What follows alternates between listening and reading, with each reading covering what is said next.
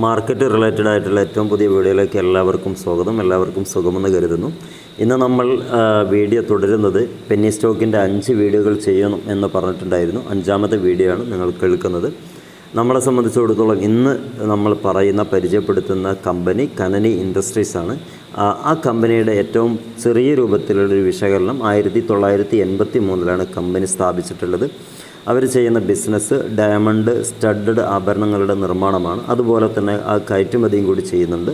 എല്ലാത്തരം വജ്രം പതിച്ച ആഭരണങ്ങളും കമ്പനികൾ ഇടപാടുകൾ നടത്തുന്നുണ്ട് എന്നുള്ളതും നമുക്കവിടെ കാണാൻ പറ്റുന്നുണ്ട്. വളകൾ, നെക്ലേസുകൾ, കമ്മലുകൾ, റിങ്ങുകൾ, അതുപോലെ തന്നെ അതുമായി ബന്ധപ്പെട്ട കാര്യങ്ങൾ എന്തൊക്കെയുണ്ടോ ആ ഒരു രീതിക്കുള്ള ഒരു സ്വഭാവമാണ് കമ്പനിയുടെ പ്രവർത്തന മേഖല. ഇതുമായിട്ട് ബന്ധപ്പെട്ട് നമ്മൾ കൂടുതൽ അറിയാൻ വേണ്ടി അതിൻ്റെ ഒരു ഓവർവ്യൂ നമുക്ക് നോക്കാം. കനനി ഇൻഡസ്ട്രീസ് എന്ന് നമ്മളുടെ ഈ പരിചയപ്പെടുത്തിയ ഒരു കമ്പനിക്ക് ഇന്നത്തെ പ്രൈസ് വരുന്നത് ₹3.14. അത് നമ്മൾ നോക്കുകയാണെങ്കിൽ 0.07 പൈസ ഡെവലപ്പായിട്ടാണ്, ഇൻക്രീസ് ആയിട്ടാണ് സ്റ്റോപ്പായിട്ടുള്ളത്, ക്ലോസ് ചെയ്തിട്ടുള്ളത്. 2.28% നമ്മൾ ശതമാനം ബേസ് ചെയ്തിട്ട് പറയുകയാണെങ്കിൽ 2.28% വർധനവോടുകൂടിയാണ് ക്ലോസ് ചെയ്തിട്ടുള്ളത്. എന്ന് പറഞ്ഞാൽ പോസിറ്റീവ് ടെൻഡൻസിയിലാണ് ക്ലോസ് ചെയ്യപ്പെട്ടിട്ടുള്ളത്. പെർഫോമൻസിൻ്റെ ഭാഗം നോക്കുകയാണെങ്കിൽ ടുഡേ ലോ 33.10 അഥവാ ₹3.10 ക്ലോസ് ലോ ലെവലിലേക്ക് ഇറങ്ങിയിട്ടുള്ളത്. ഹൈ ലെവലിലേക്ക് 7 പൈസ കൂടിയിട്ട് ₹3.17 ഹൈ ആയിട്ട് കാണിക്കുന്നത്. ഒരു കൊല്ലത്തെ കണക്കെടുക്കുകയാണെങ്കിൽ തിരക്കേടില്ലാത്തൊരു പ്രതീക്ഷ തരുന്ന ഒരു അപ്പ് ആൻഡ് ഡൗൺ മൂവ്മെൻറ്റ് കാഴ്ചവെച്ചിട്ടുണ്ടെന്ന് മനസ്സിലാക്കാൻ പറ്റും. 52 വീക്ക് എന്ന് പറയുമ്പോൾ ഒരു വർഷം. ആ ഒരു വർഷത്തിൽ താഴേക്ക് വന്നത് ₹2.70 വരെയാണ്. മുകളിലേക്ക് പോയതാണെങ്കിൽ ₹7.55 വരെ പോയിട്ടുണ്ട്. എന്ന് പറഞ്ഞാൽ നല്ല രീതിക്ക് നല്ലൊരു പ്രോഫിറ്റ്, ഒരു ₹4 മുകളിൽ ഒരു ഷെയറിൽ പ്രോഫിറ്റ് ഉണ്ടാക്കാൻ പറ്റിയിട്ടുണ്ട് എന്നുള്ളതാണ് ഒരു കൊല്ലം കൊണ്ട് നമുക്ക് ഈ ചാർട്ട് കൊണ്ട് മനസ്സിലാക്കാൻ പറ്റുന്നത്. ഫണ്ടമെൻ്റൽ സൈഡ് നോക്കുകയാണെങ്കിൽ market capitalization 61 crore. PE ratio TTM base ചെയ്തിട്ട് നോക്കുകയാണെങ്കിൽ 102.67, PB ratio 0.96, industry base PE ratio നോക്കുകയാണെങ്കിൽ 73.12, ഡെപ്റ്റ് ടു ഇക്വിറ്റി 0.09 കാണിക്കുന്നത്. ROE 0.98%, EPS TTM ബേസ് ചെയ്തിട്ട് 0.03 ആണ് കാണിക്കുന്നത്. ഡിവിഡൻഡ് ഈൽഡ് 0 ആണ്. ബുക്ക് വാല്യൂ വരുന്നത് 3.20, ഫേസ് വാല്യൂ ₹1 ആണ് കാണിക്കുന്നത്. ഏതൊരു കമ്പനീൻ്റെയും ഒരു ഫിനാൻഷ്യൽ സൈഡ് എന്താണെന്നുള്ളത് നമ്മൾ നോക്കേണ്ടതുണ്ട്. റവന്യൂ നമ്മൾ പരിഗണിക്കുകയാണെങ്കിൽ ഒരു ക്വാർട്ടർ ബേസ് ചെയ്തിട്ട് പരിഗണിക്കുകയാണെങ്കിൽ അഥവാ ത്രൈമാസം 3 മാസത്തെ കണക്കെടുക്കുകയാണെങ്കിൽ 2023 മാർച്ച് മാസം ക്ലോസ് ചെയ്യുന്ന ഒരു ക്വാർട്ടറിൽ കമ്പനിക്ക് 61.97 കോടി രൂപയാണ് റവന്യൂ ആയിട്ടുണ്ടായിരുന്നത്. അത് ജൂൺ മാസത്തെ ക്വാർട്ടറിൽ പരിശോധിക്കുകയാണെങ്കിൽ 82.10 crore ഉയർന്നിട്ടുണ്ട്.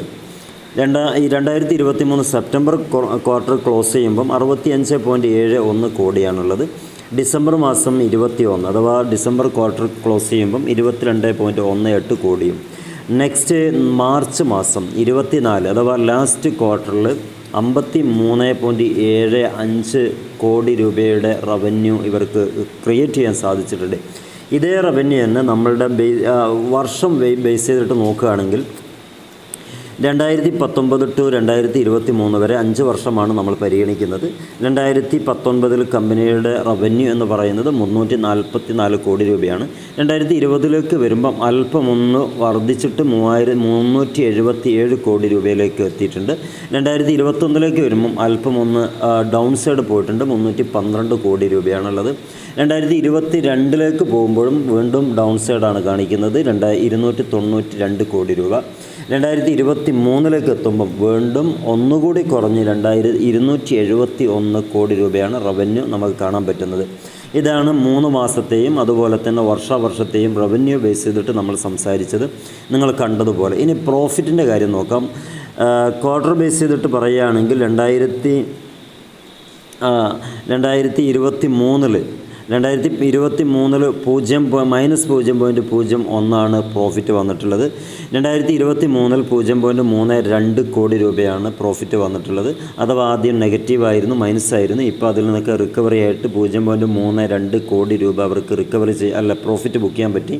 2023 സെപ്റ്റംബർ ക്വാർട്ടറിൽ 0.34 കോടി രൂപ പ്രോഫിറ്റ് ബുക്ക് ചെയ്യാൻ പറ്റിയിട്ടുണ്ട്. ഡിസംബർ ക്വാർട്ടറിൽ മൈനസിലേക്ക് വീണ്ടും തിരിച്ചുപോയി -0.08 കോടിയാണ് മൈനസാണ് കാണിക്കുന്നത്. 2024 ക്വാർട്ടറിൽ 0.03 കോടി രൂപയുടെ പ്രോഫിറ്റ് അവർക്ക് ക്രിയേറ്റ് ചെയ്യാൻ പറ്റിയിട്ടുണ്ട് എന്നുള്ളതാണ്, ബിൽഡ് ചെയ്യാൻ പറ്റിയിട്ടുണ്ട് എന്നുള്ളതാണ്. അപ്പം നേരത്തെയുള്ള 0.08 മൈനസ് അതൊക്കെ കഴിച്ചു 0.03 പ്രോഫിറ്റിലേക്ക് 3 കോടി പ്രോഫിറ്റിലേക്ക് കൊണ്ടുവരാൻ പറ്റിയിട്ടുണ്ട്. ഇതാണ് ഇതിൻ്റെ ഒരു പ്രോഫിറ്റിൻ്റെ 3 മാസ കണക്കനുസരിച്ച് നമ്മൾക്ക് പറയാൻ പറ്റുന്നത്. ഇനി അതിൻ്റെ ഒരു വർഷ കണക്കെടുക്കുകയാണെങ്കിൽ, ഇയർ ആൻഡ് ഇയർ എടുക്കുകയാണെങ്കിൽ 2019 to 2023 വരെ 2019 to 2023 വരെ ഒരു കണക്കെടുക്കുകയാണെങ്കിൽ 2019 കമ്പനിയുടെ പ്രോഫിറ്റ് എന്ന് പറയുന്നത് 2.18 കോടി രൂപയാണ്. 2020 വരുമ്പം 2.56, അഥവാ അത്യാവശ്യം ഒന്ന് ഡെവലപ്പായിട്ടാണ് കാണിക്കുന്നത്. പക്ഷേ 2021 വരുമ്പം ചിത്രങ്ങളൊക്കെ മാറി. കൊറോണ കാലമാണ്, നമുക്കറിയാം. 0.44 കോടി രൂപയായിട്ട് ചുരുങ്ങിയിട്ടുണ്ട്. 2022 വരുമ്പോഴും 1.181 കോടി രൂപയായിട്ട് ഉയർന്നിട്ടുണ്ട്. കുഴപ്പമില്ലാത്ത രൂപത്തിൽ 2023 കാണുന്നുണ്ട്. 2.17 കോടി രൂപയാണ് പ്രോഫിറ്റ് അവർക്ക് തിരിച്ചു പിടിക്കാൻ പറ്റിയിട്ടുണ്ടെന്ന് മനസ്സിലാക്കാൻ പറ്റി. നെറ്റ് വർത്തിൻ്റെ കാര്യം നോക്കുകയാണെങ്കിൽ, നെറ്റ് വർത്ത് നമുക്ക് ഇയർ ബേസ് ചെയ്തിട്ട് നോക്കാൻ കഴിയുള്ളൂ.